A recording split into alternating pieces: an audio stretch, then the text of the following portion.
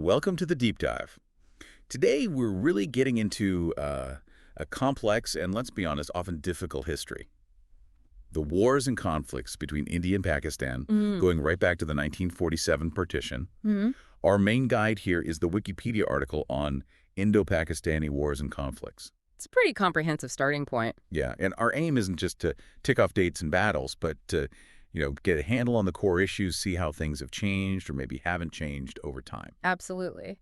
And it's a story, as you know, largely defined by, well, two major recurring themes: the Kashmir dispute, first and foremost, and then, especially more recently, the issue of cross-border terrorism. Right. Though it's important to say up front, the 1971 war is kind of the exception there. It had its own very specific context leading to Bangladesh. Okay, good point. So let's rewind to the beginning. 1947. British India is partitioned. The goal, on paper at least, was two independent nations, India and Pakistan. A clean break, supposedly. Yeah, supposedly is the key word there. Pakistan was envisioned as a homeland for Muslims, but the reality was huge numbers of Muslims stayed in India. Okay. And that, combined with just a horrific communal violence right after partition, we're talking possibly up to 2 million killed, something like 14 million people displaced, it created this atmosphere of, well, intense tension from day one. Wow. And then you had the princely states thrown into the mix. Exactly. They had to choose India or Pakistan, and they used this legal thing, the instrument of accession. That becomes absolutely central when we talk about Kashmir. Which brings us right to that first big conflict. Yeah. The first Kashmir War, 1947-48. What really kicked it off? Well, Pakistan was very worried. The ruler of Jammu and Kashmir, Maharaja Hari Singh, a Hindu ruling a state that was majority Muslim, though with a significant Hindu minority, they feared he'd join India. Okay. So amidst all that uncertainty, tribal forces, Islamic forces, reportedly backed by elements of the Pakistani army, they attacked and started occupying parts of Kashmir. So the Maharaja, facing this invasion, he asks India for help and signs that instrument of accession we mentioned. Precisely. He signs it, requesting military aid. And India sends in troops. They did. And over the next year or so, the fighting continued, and the front lines started to, well, harden, eventually becoming what we now call the line of control, more or less. Was the UN involved at this stage? Oh, yes. The UN Security Council passed Resolution 47 in April 48. It called for Pakistan to withdraw its forces, India to reduce its military presence, and then a plebiscite, a vote, for the people of Kashmir to decide their future. But that vote never happened. No, the conditions were never met, according to both sides for different reasons. The ceasefire finally came into effect January 1st, 1949. And the result on the ground? India ended up controlling about 2/3 of the state, the Kashmir Valley, Jammu, Ladakh. Pakistan controlled the remaining third, Azad Kashmir and Gilgit-Baltistan, often called Pakistan-administered Kashmir collectively. Okay, now let's jump ahead to 1965, another major war over Kashmir. But this time, Pakistan's strategy seems different, more proactive maybe. Yeah, you could say that. They launched something called Operation Gibraltar. The idea was to send a large number of disguised fighters, paramilitary forces, into Jammu and Kashmir. To do what exactly? To basically stir up trouble, incite a local uprising against Indian rule. They hoped it would escalate and force a resolution on Kashmir favorable to them. And India's reaction, it wasn't just defensive, was it? No, it was a major escalation. India responded with a full-on military attack against West Pakistan itself. So it widened significantly. Oh, absolutely. It became a 17-day war, intense fighting, thousands of casualties on both sides. Apparently, it saw the biggest tank battle since World War II. Really? Wow. How did it end? Well, it ended through diplomatic pressure, mainly from the Soviet Union and the U.S. They helped broker a ceasefire. Leading to the Tashkent Declaration. Exactly. The Tashkent Declaration was signed, basically agreeing to go back to the pre-war lines. But crucially, it didn't solve the underlying Kashmir problem. And who came out on top, militarily speaking, when the fighting stopped? That's debated, of course, but many sources, particularly Western ones at the time, suggested India had the military advantage when the ceasefire was called. They'd made some territorial gains. Okay. Now, 1971. You mentioned this was different, not primarily about Kashmir. What was the root cause here? It was all about the crisis brewing in East Pakistan, which of course is now Bangladesh. Right. There was a huge political struggle. Sheikh Mujibur Rahman's Awami League, based in the east, had won a massive victory in Pakistan's 1970 election, a clear majority. But the leadership in West Pakistan wasn't willing to hand over power. Not at all. Yahya Khan and Zulfikar Ali Bhutto, the key figures in the West, basically blocked him. This led to massive protests in East Pakistan, demands for autonomy, and eventually a declaration of independence for Bangladesh. And the Pakistani military response was devastating. Operation Searchlight. Truly devastating. The crackdown, the atrocities in 1971 were horrific. It created a massive refugee crisis. About 10 million Bengalis fled into India. 10 million. That's staggering. It put enormous pressure on India. That, plus sympathy for the Bengali cause and the Declaration of Independence, led India to intervene militarily to support the Bangladesh liberation movement. And how did Pakistan react to India's intervention? Pakistan launched preemptive airstrikes against Indian airfields on the Western Front.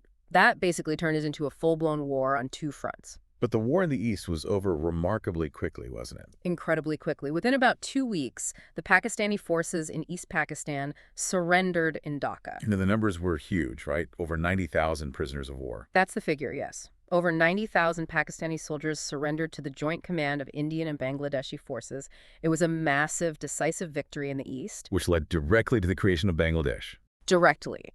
And it was a huge blow to Pakistan militarily and psychologically. As one Pakistani author put it, it was a major loss of capability and a profound strategic defeat. Did anything happen on the Western Front? Yes, there was fighting there too. India made some gains, captured around, I think, 15,000 square kilometers of Pakistani territory. But they gave that back. Yes. Later, under the Simla Agreement signed in 1972, it was presented as a gesture of goodwill aimed at building a more lasting peace, though obviously that proved difficult. Okay, moving forward again, 1999, the Kargil War. This one felt different, again, more localized maybe. Yes, it was geographically limited, mainly focused on the Kargil sector along the line of control. What actually happened? In early '99, Pakistani army troops, initially disguised as Kashmiri militants, infiltrated across the Loss.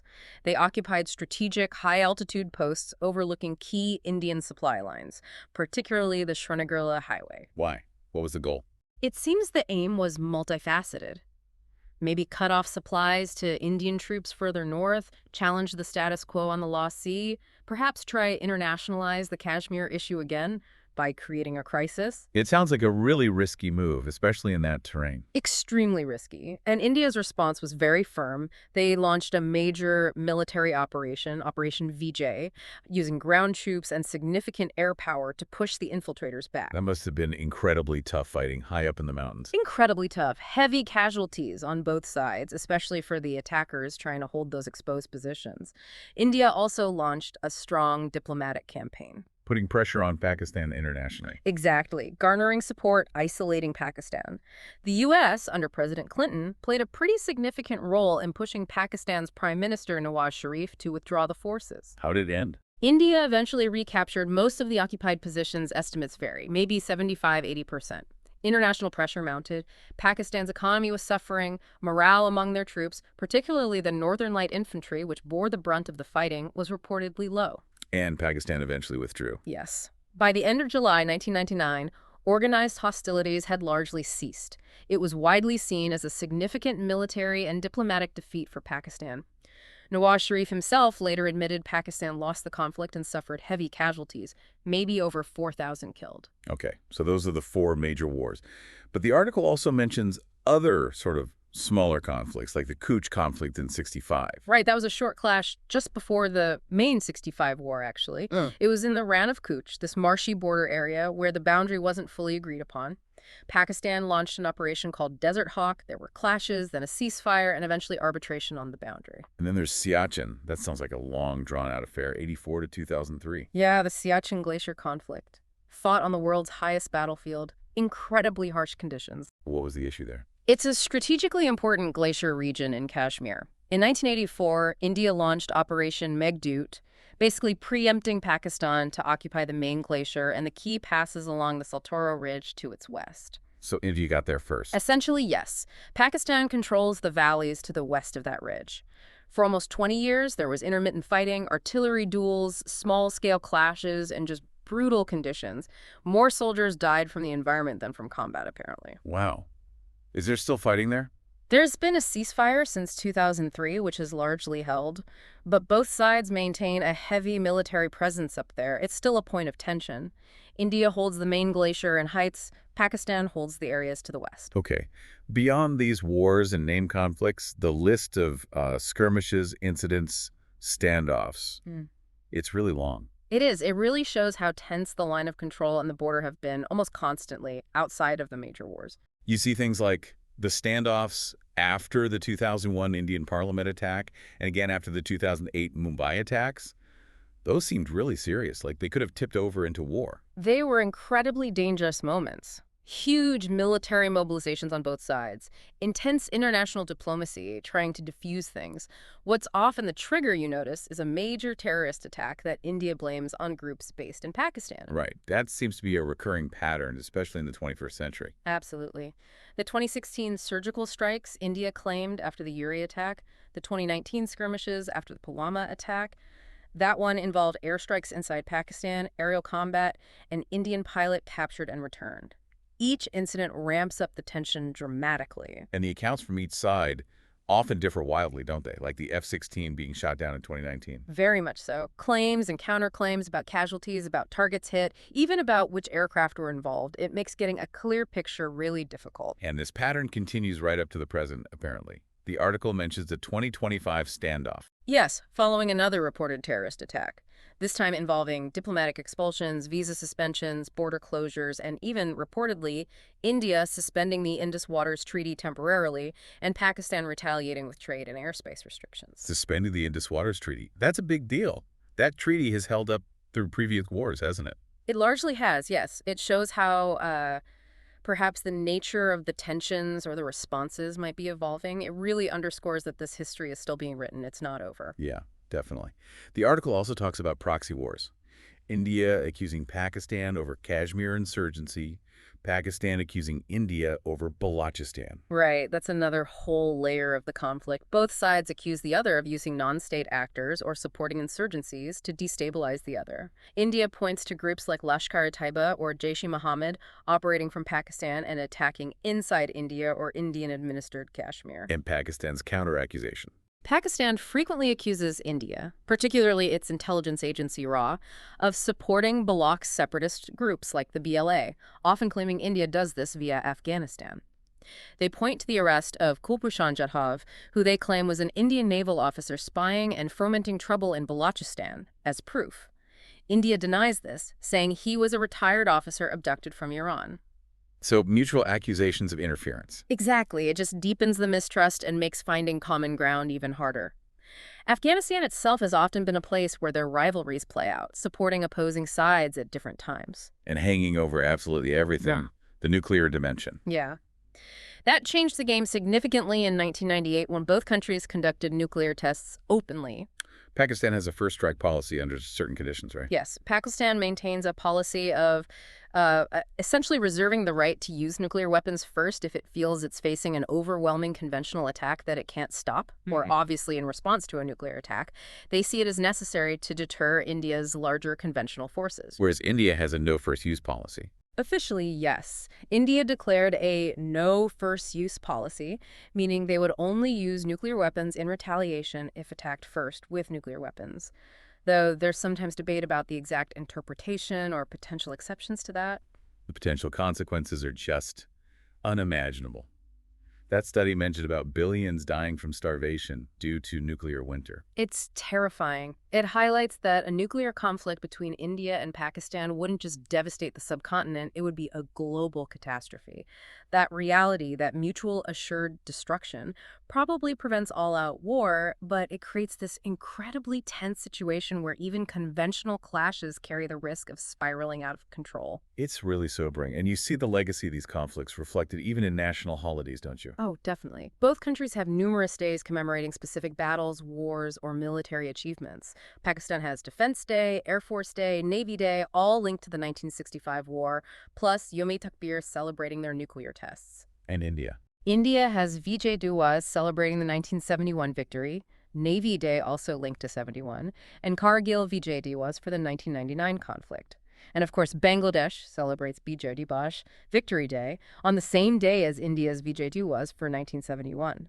These days really embed the conflicts into the national memory and identity. Other countries have often been involved too, haven't they? The U.S., Russia, China. Yes, external powers have always played a role, though their stances have shifted. During the Cold War, the alignments were clearer. The Soviets generally leaned towards India, especially in 71, while the U.S. and China often supported Pakistan. How's that changed? It's more complex now. The U.S. relationship with both has fluctuated. They pressured Pakistan in Kargil in '99, but relied on them heavily during the War on Terror. Russia maintains strong ties with India, but also engages with Pakistan. China remains a key strategic ally for Pakistan. These external relationships definitely influence the regional dynamics. And finally, popular culture. Films, TV shows, they often draw on these events. Absolutely. Bollywood has produced many films about the war's border.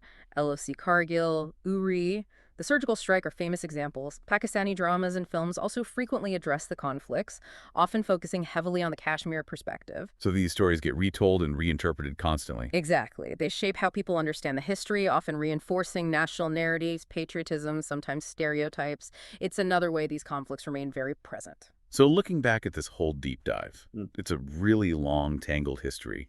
The core issue of Kashmir running through almost everything except for 71. Then the rise of terrorism as a major factor, constant border skirmishes, and this nuclear overhang. And as the 2025 incident shows, it's far from over. That sums it up pretty well. It's a deeply entrenched rivalry with multiple layers. Which leads to the final thought, really, for you listening. Given this incredibly long and complex history we've just walked through, what do you think are the real deep-seated reasons this conflict has been so persistent, so resistant to any lasting resolution?